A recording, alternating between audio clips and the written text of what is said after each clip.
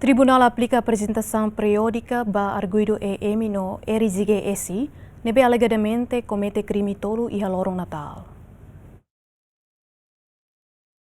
Tribunal Judicial Primeira Instância Dili, sábado loraikne, realiza processo primeiro interrogatório ba crime tolo, hanesan crime ofensas integridade física grave, no arma branca, nebe alegadamente comete husi arguido ho inicial RGS, no crime dano agravado, nebe alegadamente comete husi arguido ho inicial EM.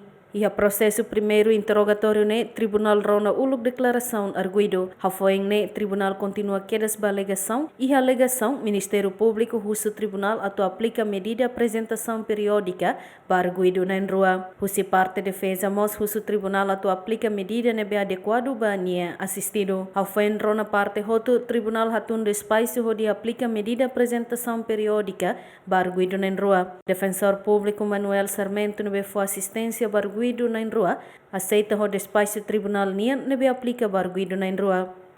Quando o EM suspeito na rua, né? Tribunal aplica medidas de equação, apresentação periódica. Também o tribunal arrecada que indícios quando confronto dia 24 kala, né? Pirane makia, né? Agora o tribunal será apresentação fulani da dalam rua e primeiro início do mês e fim do mês. Apresentação periódica. Defesa mas concorda também bem nela ansa medidas nebe adequado justo também. Não ser que ansa para prisão preventiva maka também caso ni tare nenya basa circunstância no moço nemas agora ela não grave confronto. Ruane como roto ya mas caso lá nessa.